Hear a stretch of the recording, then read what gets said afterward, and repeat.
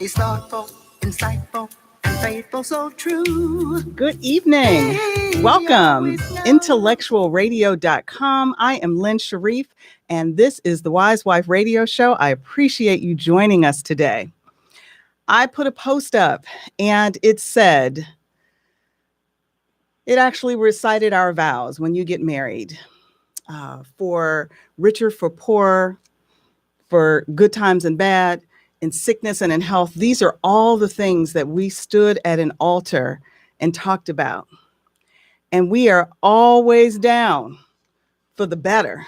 We're always down for the good part. But what about the other part? What about the worst? Not the better, but the worst. What about that? And so I was inspired to deal with this because there are four things that happened very recently in my world.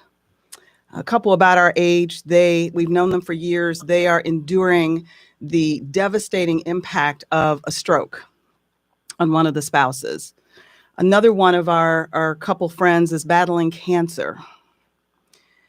And in my faith community, a very longtime member passed away over the weekend, leaving behind a beautiful family. And in my own life, my Mr.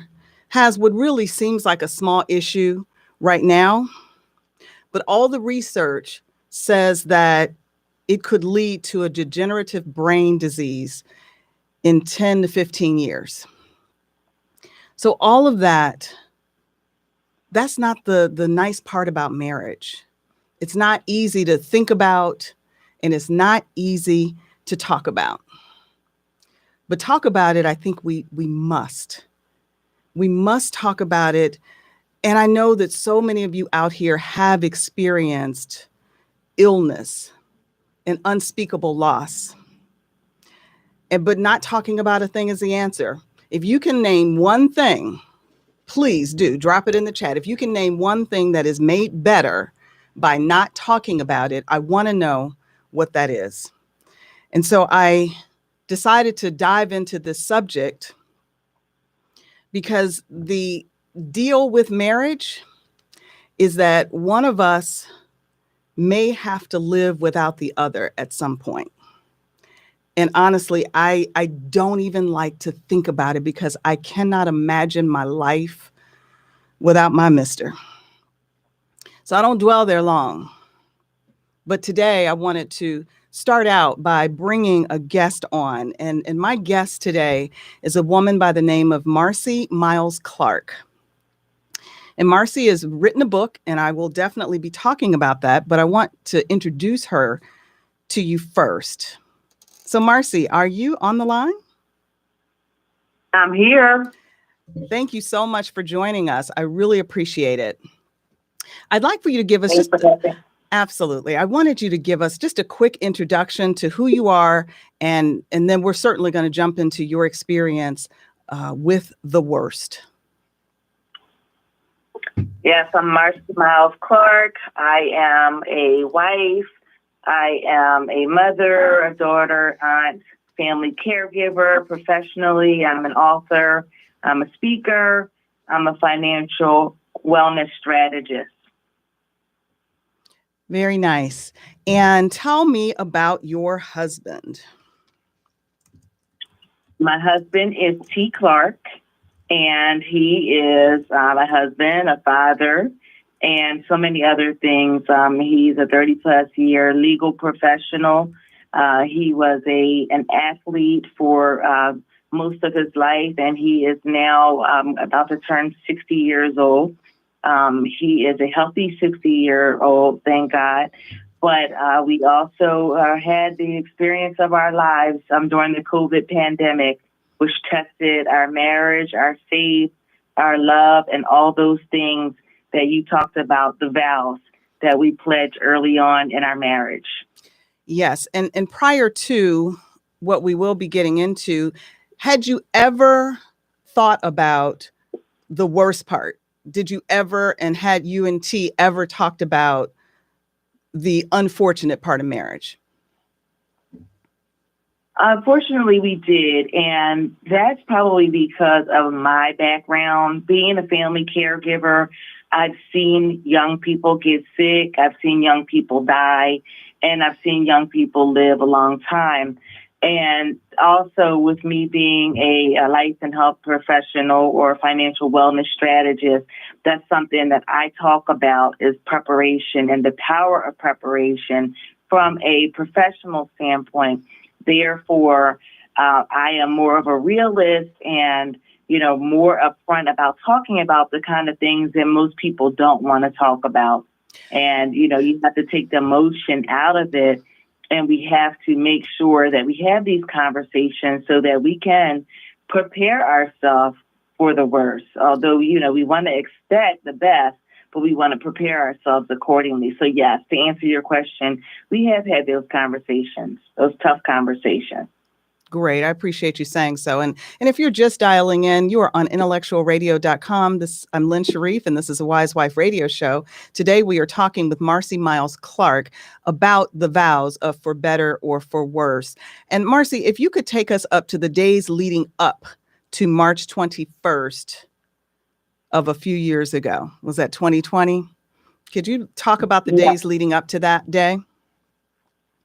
Yes. So my husband and I both contracted COVID about the week before the lockdown, when everything shut down that Monday. And so we both started feeling a little ill that Friday. That was like our last official work day. And, we both had kind of like flu-like symptoms. And for me, I felt like I was having a sinus infection. My husband felt, significantly worse. And he just became just kind of like classic. He had, it started with a cold and flu-like symptoms. And, by Sunday, he was like full-blown, cough, the whole 9 yards. And so I also should tell you, too, my background is pharmaceutical sales. So I've done that for a number of years. And so I have a little bit of a leg up on most people in terms of, health strategies as well and knowledge. And so I actually was on Google. I was aware of COVID, but not necessarily, an expert on it. No one was at that time. But he seemed to have the classic symptoms. And I told him, look, if this doesn't get any better, we're going to go to urgent care. And so he had a temperature that just would not break. And come Monday, we went to urgent care. And sure enough, they sent us over, referred us to the hospital because they weren't doing COVID tests. It was so new at that time. And we received our COVID test back on St. Patrick's Day, which was Tuesday the 17th. And lo and behold, we both were positive with COVID. Now, I was mild. I remained mild. My husband, unfortunately, not so. So he started to, just really spiral, during that week. And so I was in touch with his physician. He does have asthma, but he had controlled asthma. He wasn't on any medication, didn't have any other pre-existing conditions, like I said, relatively healthy. But I was in touch with his doctor, his pulmonologist. He told me to keep an eye on his cough. And, if things persist, then we needed to bring him into the ER just for testing. So fast forward, come Friday the 20th, my husband was still feeling really bad that Friday. The weekend was approaching. I was really just skeptical for him to go into the weekend, feeling the way that he was. And so I called the doctor. By the time we connected, it was kind of late afternoon on Friday. The doctor tells me, no, he's been coughing too long. This is while people are dying. Get him to the hospital immediately. And I did that. He phoned ahead to the ER, fortunately, which ended up being a life-saving technique, thank God, life-saving measure. And when we got to the ER, the nurse received him on the curb. I kissed him. We prayed, before he went in. And I thought that, he would go in, get some medication, get a treatment, and I'd see him in an hour or so. As it turns out, they wouldn't let me into the hospital. I had COVID too. We were double jeopardy. And so I let him off at the curb, and I went and parked the car. About 45 minutes later, I got a little nervous, didn't hear from him. I decided to reach out and call his cell phone. He didn't answer, and he called me back like 2 minutes later, put the doctor on the line. And the doctor said, I want to stop you right there. I want to stop you right Sure. there because, folks, you really should hear the blow by blow of Marcy's experience because she has chronicled it in her book, which is called Praying Wife, Healed Husband, How We Survived a Death-Defying COVID-19 Experience. And Marcy, I actually want to read what you wrote about that day. When the physician got on the line, he said, things are a lot worse than we envisioned here. We are going to have to do an emergency intubation and we need your permission. And you said that your mind grappled with that information. And I gathered that you broke down crying, but you gave your permission. So can you take me back to that moment and tell me what, everything that you were feeling when Dr. Sarkor gave you that information? The first thing you feel is just a feeling of disbelief and shock. You just left your significant other, the love of your life, your soulmate, all those good things. You just left them at the curb with the expectation that he was going to be returning back to you normal and with a plan of action or treatment plan, to get well. And then you're finding out that this person is not coming back to you, and they may not ever come back to you based on the news you just received. And you just have a plethora of feelings just going through your mind and your body, your soul. I can't even explain it to you, but I'll tell you, it's a feeling that you never want to feel. Mm-hmm. And, it's just, wow. And it's so amazing that we're having this conversation because it's been 3 years. Like I said, my husband is healthy and whole. And, we're extremely grateful. But I tell you, when I have these conversations, it takes me right back to that spot, almost as if, it just happened. It's just amazing. I would imagine so, because this is, it's trauma. It's trauma. And the good news, the miracle is that you walked out on the other side with your husband. But that was not something that at that moment when you got the phone that you had no idea. You did not have any idea what exactly was going to happen. And one of the things that you said on page 22 of the book is, why us? How do we get here? And I do want to ask you, because when people have bad things happen to them, some ask, why me? And I do have feelings about that, but I want to know how long did you stay there with the why us thought process? Well, I don't know if I can give it a time period, but I would tell you that I thought that it probably went by pretty quickly if I had to gauge. The reason being is because I just know this from previous experiences that no progress is made by staying still or standing still. And at that particular point, I had, like I said, just a plethora of emotions. But I realized really quickly that I had to get up and over myself, and I had to deal with the situation at hand. And while all these things were going through my head, and I wanted to literally just fall apart, I realized that I couldn't do that. The first thing I had to do was pray. That was the first thing I had to do, was pray. Because at that point, I was the only family member who knew what he was going through. And I felt like if his life depended on my ability to pray him through, then I needed to get that going. I didn't have time literally to fall apart. Falling apart at that point didn't help anybody. It wasn't going to help me, and it surely wasn't going to help him. I had to pray. I had a message that I had to get out. I had to start my prayer chain. I had to alert my friends and my family and my prayer warriors of what was going on so we could immediately shut down this devil and get this situation under control. Because as we were speaking, my husband's life was literally in the hands of the physicians. And I had to pray that they were doing the right things to be able to get him through that situation. And so, I didn't stay in a place of pity or even shock for too long. I had to get up and over it. And that's just one of those things, I guess, your endorphins and all those things kick in. It's kind of like, that scenario where the mother, you hear about people lifting their children, lifting a car up over their child and having these superpowers.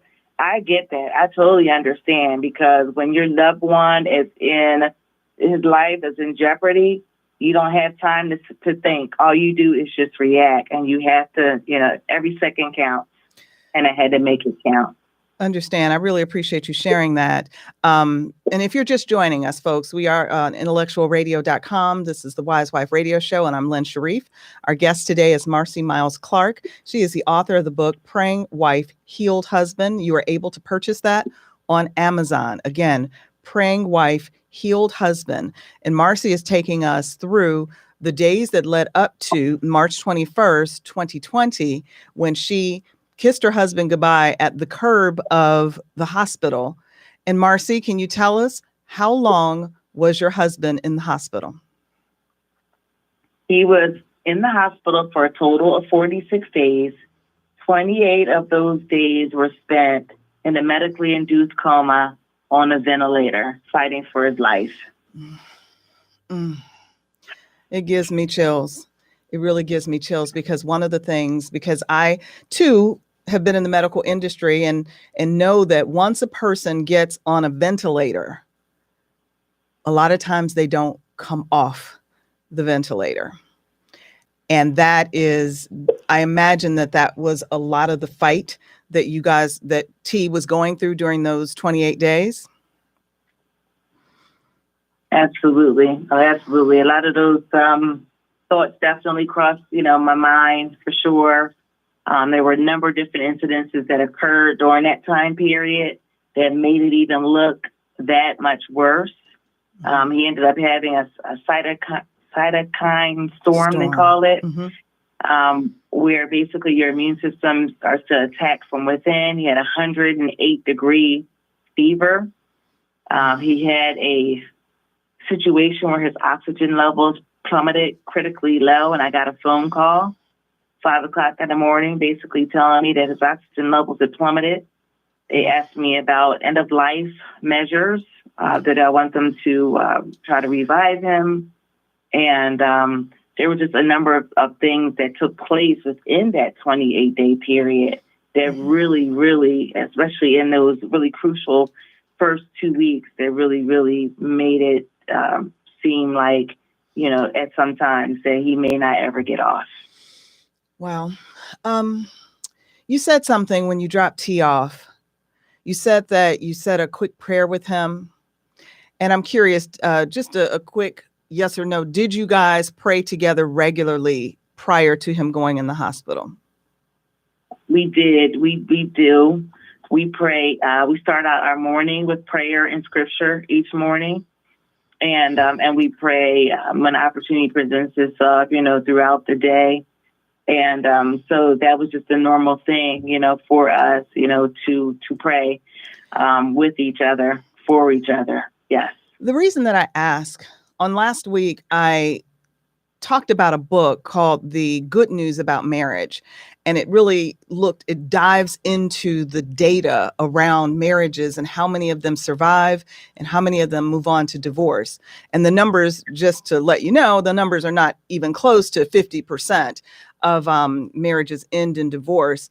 But there are things that a couple can do to increase their probability of staying together. And one of them is not just believing in God, but actually going to church and praying together. And so I just wanted to ask your experience there, but also I did have an opportunity, and you can give us a quick overview of what you did. You said prayer chain, and I do recall being on many of those calls, but tell me what you did. Yeah, so as I literally sat in the parking lot getting that devastating news, I just felt the desire to, immediately I wanted to, like I said, just go into shock. I wanted to fall apart. And then the Spirit spoke to me and just told me that I couldn't do that and I needed to get it together. I really felt that I just needed someone to just pray for me at that time. And so I reached out. I sent a number of texts, and I made a couple of outbound calls. And one of the calls that I received was from my niece, and her and my nephew. They're both ministers. They're married. They're ministers in their church. Very, very solid believers and prayer warriors.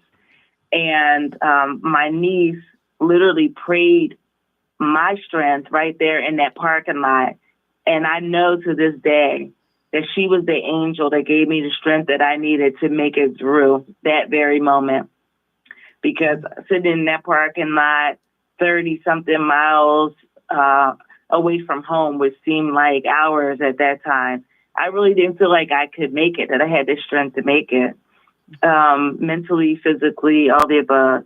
And that was the prayer that I needed. After praying with her, I felt my spirit literally and my body physically be uplifted. And I felt like I could make it. And so I just started those prayers. And one thing just led to another. We literally activated that chain. The word got out. And I told people, I don't need you all to do anything for me. I'm fine. I had to assure folks that I was okay because folks were worried about me as well. I'm okay. I need you guys to pray for T. I need you to pray for him like his life depends on it, literally. And those prayers just caught on. I mean, we know so many people. You know the power now of technology and, just being able to forward text. And I'm sure, there was some social media and we just started a bond out of this world. And prayers just came in from all over I'm from the Philadelphia area. We had you all in Chicago. We had the coast to coast. We had the Midwest, and I even had some Caribbean and some folks overseas praying for us. And it just really, really just started literally right there in the parking lot. Mm-hmm. And then I went on as the days went on, folks were really interested in finding out about his progress. It was like the whole world had stopped by that time. The COVID pandemic had kicked in. And we were literally watching the numbers on the television. And one of the things I failed to tell you is that my husband and I were so early on that we were number 3 and number 4 diagnosed in our county. We literally saw the numbers change in the news after we got our diagnosis. That's how new it was. Wow. And so one thing led to another. And I literally just, kept sending out text updates. And I was just literally led to just form a formal prayer group session. And we did that. And we just got together one time. And it was the turnout and the support was so overwhelming that we just decided to just keep it going. We had impromptu prayer calls and we started having scheduled prayer calls, as you know. And it was just amazing. It was the strength that I needed. And it was also what he needed during that time to bring him through his death-defying situation. Absolutely. And folks, when you get the book, there is actually, and just to mention again, the book is Praying Wife, Healed Husband, How We Survived a Death-Defying COVID-19 Experience. You can purchase this book on Amazon. But what's also wonderful is that there is a chapter by T who explains from his perspective what happened and what his knowledge was. And what I do want you to do, Marcy, as we are coming to a close, I want you to end us on a happy note, because I do want to hear about, the fact that he got out. So tell us about that, and also tell us about how he is and how he has done in the 3 years and how he's doing now. Yes. So one thing led to another. We had those tumultuous events over the first couple weeks. And then literally on Easter Sunday, he started to make a turnaround. I will tell you that on Good Friday, we fasted, a group of us fasted, and we prayed, and we were just praying for a miracle the whole time. And I knew in my heart, because God had already spoke the victory to me, that he was going to be okay. And so I just had to remain in check with my faith. And I did that. And thank God that on Easter Sunday, he started to majorly turn around. We would monitor, as you will see in the book. I was very, very detailed in tracking his progress because, again, I was just trying to just stay organized and stay sane. I did not know that I was doing the making of a book, the writings of a book at that time. I was simply just journaling and trying to stay organized. But there was a week before he came off the ventilator where I was tracking his progress, and he made like a 50% improvement in his breathing scores and his lung capacity, which obviously indicated that he was healing and he was starting to turn around. Prior to that, the conversations were really bleak, and it was like, well, we're going to try, and we hope, and hoping for the best. And literally, like, just in a couple weeks, like leading up to the Easter holiday, he started to make a drastic turnaround. So Easter Sunday, they called me literally and told me that, you know, he was healing and they were making progress to test him, take steps to trial him to come off of the ventilator. And that was the best news I had received in the last 3 weeks, because up until that point, you know, he was still very, very, it was a really, really in a sticky situation, very pivotal. So he made a complete turnabout Easter holiday. And by that Friday after Easter, which marked 4 days to the date, he came off of the ventilator. So he came off of the ventilator, which was a huge blessing and a major sigh of relief. And he just started to progress from there. And, you know, he was just a medical miracle. And it was just what we call nothing but God blessing. And so he ended up having to stay in Johns Hopkins for another almost 2 months. He had to rehab. He was completely he had to totally regenerate, because his lungs and everything had, you know, literally had to reproduce, and he had to learn how to walk again. He had to learn how to, you know, feed himself. Total rehab, total. When he came out of the hospital, which was on camera, it was filmed. It was because it was such an event with him being so deathly ill, and then having the opportunity to make a total recovery at the beginning of the COVID pandemic, when there were no medications, no interventions. There was just so much excitement and just around his recovery that the news stations all published it. There were a lot of media interviews, and they actually taped him coming out of Johns Hopkins, his release. It was a big deal. It was. And, he restored, and he came home in a wheelchair. And he could barely walk. I had to get him all types of help in the home. But thank God he was well provided for, and he worked extremely hard to rehabilitate himself. And he was totally restored. And 3.5 years later, he has a clean bill of health, and he's doing amazing. He had lost 50 pounds. He's gained his weight back. He's, working out with a trainer, and he's just doing amazing. He was back to work within the first 6 months, and just an amazing story, just an amazing story, an amazing man. And he's just doing great. I love that. I love that. That is such a miracle. And Marcy, we did have a question that came through. At any time during those 47 days, were you ever able to go see him? I was only able to go see him one time, and I was only able to see him. That is a good question, because it was so early on in the pandemic that everything was shut down, and there was no visitation. So I was not able to see him. They allowed me and 2 family members to go see him one day. That was the day that I talked about earlier where his oxygen levels plummeted. And the only reason why they let us go see him was really to say our goodbyes because they didn't think he was going to make it through the day. Yikes. And so we were able to see him for a couple hours. Wow. That story speaks to so many things. And I could really talk to you all night, but just your resilience, the strength that God gave you to make it through that, and the love that would not fail. Folks, you really do have to read this book, Praying Wife, Healed Husband by Marcy Miles Clark. I ask you to go to Amazon and get this book.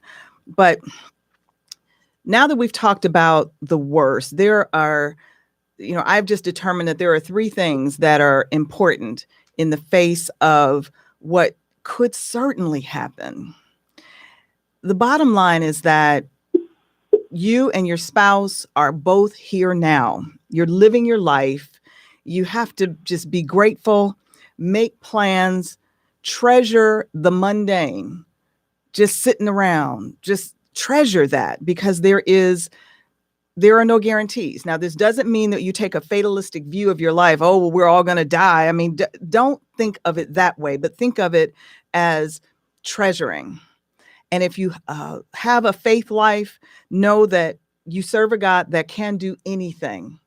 He can resurrect, because T was at death's door and God turned it around. And then for my own scenario, why I mentioned earlier, if you are just joining, I mentioned that my husband has a syndrome that could turn into a degenerative brain disease years down the line. But guess what? He may not. He may not. And I choose to focus on the fact that he may not. And lastly, what if the unspeakable does happen? I mentioned at the beginning of the show that there has been a lot of loss, devastating loss. In my own faith community, I honestly can't even wrap my head around a young father passing away. But this honestly is what our faith is for. Our faith is not a magic shield from heartache and pain. It doesn't mean if you believe in the Lord that nothing will ever happen to you. He has not forsaken you, even in the midst of heartache and pain. But what is supposed to happen is what Marcy demonstrated in her terrible, wonderful battle. And that is that your faith is what strengthens and sustains you through your storm. And so I don't want to do this show to bring anyone down, but I want to have the conversation that people are not really wanting to have. And so this is to encourage you.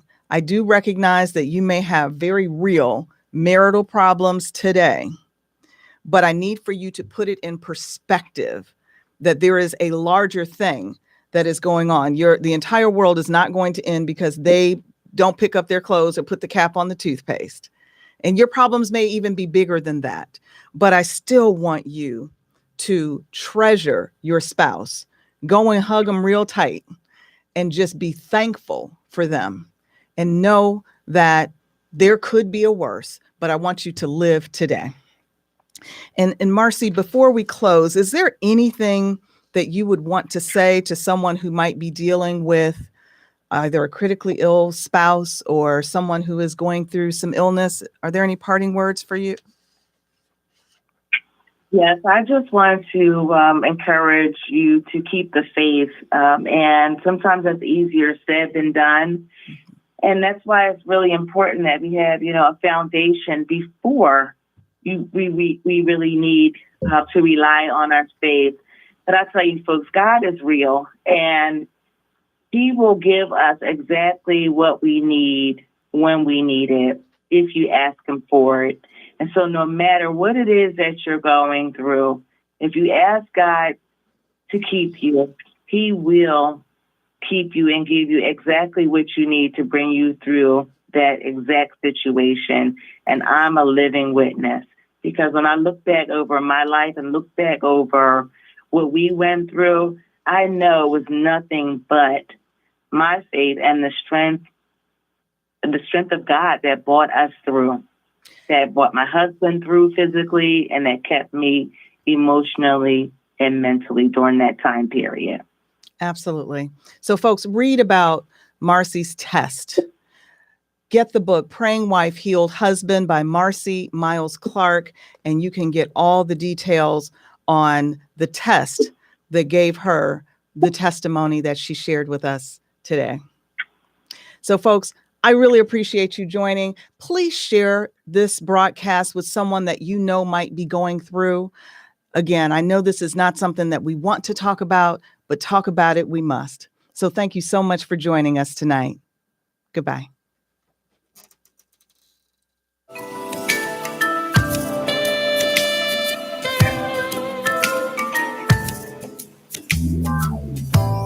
My mister is sweet.